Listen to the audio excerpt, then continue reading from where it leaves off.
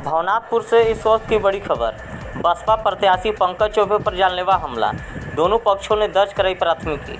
आप देख रहे हैं बीएनपी न्यूज। शुक्रवार की रात कर्पूरी चौक के समीप दो पक्षों के बीच हुई मारपीट की घटना में कुल 5 लोग घायल हो गए। घायलों में एक पक्ष से भवनाथपुर विधानसभा के बसपा के भावी प्रत्याशी पंकज कुमार चौबे, उनके पिता सुशील चौबे तथा दूसरे पक्ष के राहुल कुमार और मैकू बैठा एवं प्रवीण चंद्रवंशी का नाम शामिल है। मामले को लेकर दोनों पक्षों ने स्थानीय थाने में एक दूसरे के विरुद्ध लिखित आवेदन देकर कार्रवाई की मांग किया। वहीं दूसरे पक्ष के जब्त राहुल कुमार के स्विफ्ट डिजायर से पुलिस ने एक देसी कट्टा बरामद किया है। पहले पक्ष के बसपा प्रत्याशी पंकज चौबे ने दिए आवेदन में जिक्र किया है कि मैं शुक्रवार की रात खाला खुटिया से चुनावी दौरा कर भवनाथपुर वापस आ रहा था कि साथ चलने वाले कुछ वाहन पीछे रह गए, जिनका आने का इंतजार 6 मीलवा कड़िया धाम के समीप कर रहा था।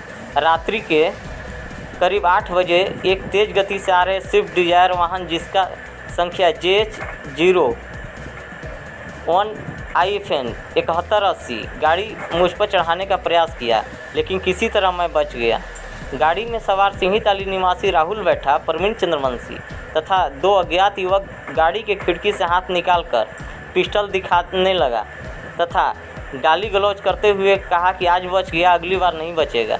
घटनास्थल पर मेरा खड़ा स्कॉर्पियो JH0IFM 0014 को धक्का मारते हुए उपरोक्त लोग तेज गति से भाग गए। तभी उनका पीछा करते हुए कर्पूरी चौक के समीप पहुंचे, जहां वे सभी गाड़ी चालू हालत में छोड़कर भाग गए। इसकी सूचना थाना प्रभारी एवं पुलिस अधीक्षक गढ़वा को फ़ोन के माध्यम से सूचित करने के बाद तत्काल पुलिस के तत्परता से स्विफ्ट डिजायर कार पकड़कर पुलिस के हवाले कर दिया। कहा कि जब हम थाना में आवेदन लिख रहे थे तभी मैकू बैठा आया और गाली गलौज करने लगा तथा धमकी देते हुए बोला कि दोनों बाप बेटा को छुरा घोंप कर मार देंगे। साथ ही मारपीट शुरू कर दिया, जिससे मेरे पिता की उंगली में गंभीर चोट लगी है। इधर घटना को लेकर दूसरे पक्ष के मैकू बैठा ने भी थाने में आवेदन नामजद व्यक्तियों पर कार्रवाई की मांग किया है। आवेदन में पीड़ित ने जिक्र किया है कि मेरा नाती राहुल कुमार, उसका साथी प्रवीण चंद्रवंशी अपने निजी वाहन से शुक्रवार की शाम नगर उटारी से भवनाथपुर आ रहा था। तभी बसपा नेता पंकज चौबे और उनके पिता सुशील चौबे बीच जंगल में अपनी गाड़ी से ओवरटेक कर उन्हें रोकने की कोशिश की। अनहोनी की आशंका को देखते हुए मेरा नाती तेज गति से गाड़ी दौड़ाता हुआ भवनाथपुर कर्पूरी चौक पहुंचा, जहां पीछा करते हुए पंकज चौबे और सुशील चौबे भी पहुंचे और जाति सूचक गाली गलौज करते हुए मेरा नाती राहुल और उसके दोस्त प्रवीण को बुरी तरह से मारपीट कर घायल कर दिए। जब मुझे इसकी जानकारी मिली तो मैं थाना पहुंचकर पुलिस पदाधिकारी से बातचीत कर ही रहा था कि थाने में पहले से मौजूद पंकज चौबे ने पुलिसकर्मी के सामने ही मुक्के से मारकर मेरा सिर फोड़ दिया। पीड़ित ने आवेदन के माध्यम से उक्त दोनों पिता पुत्र के विरुद्ध कार्रवाई की मांग किया है।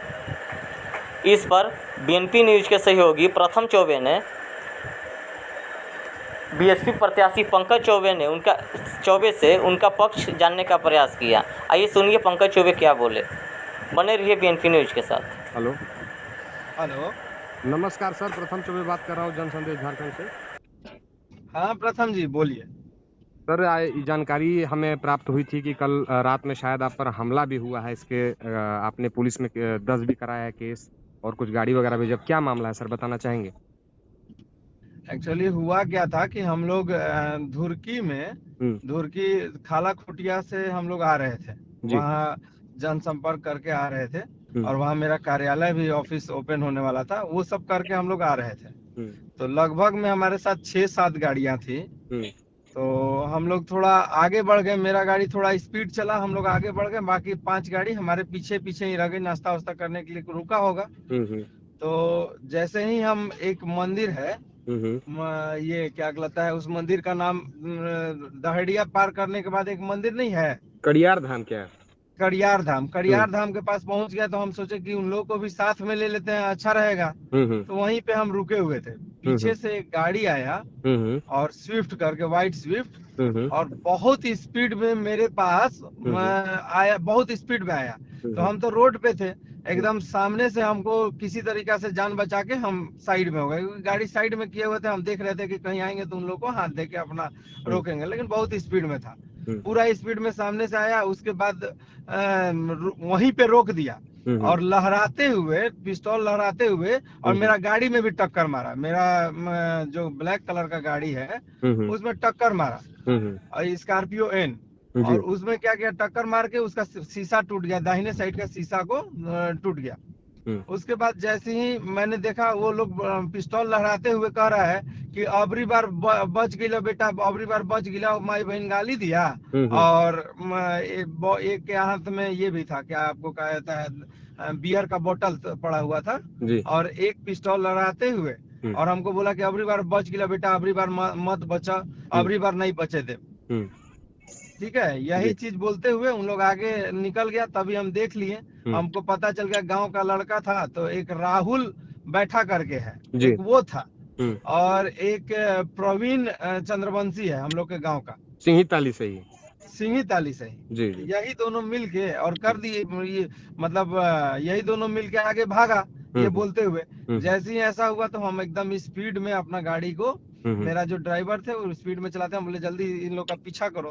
तब पीछा करने लगे, 130-40 का स्पीड में वहां से भागा है। और उसके बाद ये लोग कर्पूरी चौक पे जैसे ही गाड़ी लगाया है वैसे ही हम पहुंच गए, और तब तक ये लोग गाड़ी को स्टार्ट करके ही भाग गया था जी। और स्टार्ट करके भाग गया। तब हम देखे, हम बोले कौन गाड़ी लेके आया, कौन गाड़ी लेके, तो वहाँ प्रवीण मिल गया,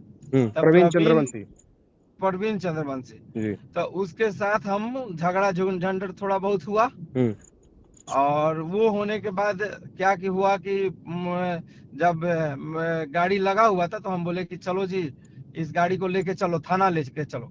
तो वहीं से कोई लड़का होगा तो उसको हम बोले कि चलो जी थाना लेके चलो, इसको गाड़ी को, यही गाड़ी मार के गया हुआ है। और वो थाना में फिर हम ले जाके जमा करा दिए। यही चीज हुआ। फिर उसके बाद उसके जो राहुल के हैं, ये हैं बाबा है, वो आ गया।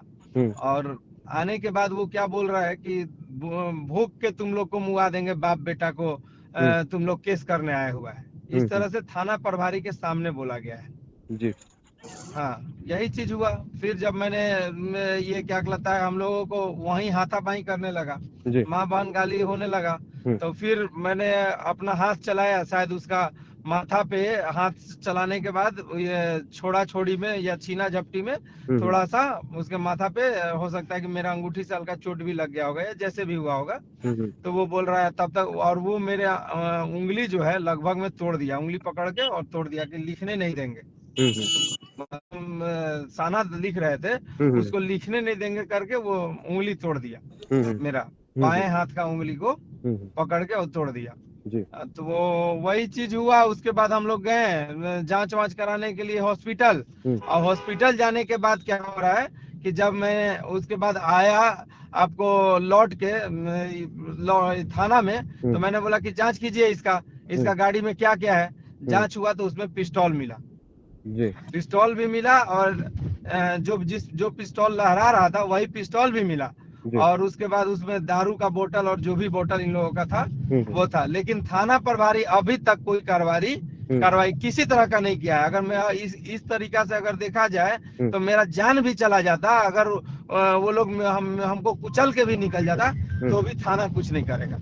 हमें यही ज्ञात लग रहा है। और इसमें विपक्षी पार्टी का पूरा हमें संदेह है कि विपक्षी पार्टी लोग जो भी हो हमारे साथ, वो लोग करने का कोशिश कर रहे हैं, हमें मारने का कोशिश कर रहे हैं। मतलब ये साजिश थी, ये साजिश जैसा ही लग रहा है। और इसमें आज से 2 दिन 3 दिन पहले भी मैं गया था थाना, ये एसपी साहब के पास, वहां भी मैंने इस बात का अवगत कराया था कि इस तरह से सर मेरे साथ लग रहा है कि कोई ना कोई कुछ करने का कोशिश कर रहा है, तो हमें गार्ड का मुहैया कराया जाए, अन्यथा कुछ ना कुछ मेरे साथ मेरा जान माल हो सकता है। तो ये आपको कैसे पता चला कि आपके साथ कुछ घटना घट सकती है? 4-5 दिन से कुछ हमारे लोग ही हैं, उन लोगों ने ही बोला था कि दोनों राजा मिलके कुछ ना कुछ आपके खिलाफ षड्यंत्र रच रहे हैं जी। और ये लोग केस में भी बजाना चाहते हैं। और ये लोग ये भी, क्योंकि आप बहुजन समाज पार्टी से लोकप्रिय हो गए हैं, आपका बहुत लोग जान गए हैं, और लग रहा है कि आप निकलने लगिएगा, हो सकता है निकाल लें आप सीट को। यही जान के ये दोनों राजा मिलके किसने क्या किया, देखिए मुझे ये तो पता नहीं, जी। लेकिन किसी ना किसी ने विपक्षी पार्टी ने इसमें विपक्षी पार्टी का हाथ लग रहा है। तो आप पुलिस पर भी आरोप लगा रहे हैं कि पुलिस कोई कार्रवाई नहीं कर रही है?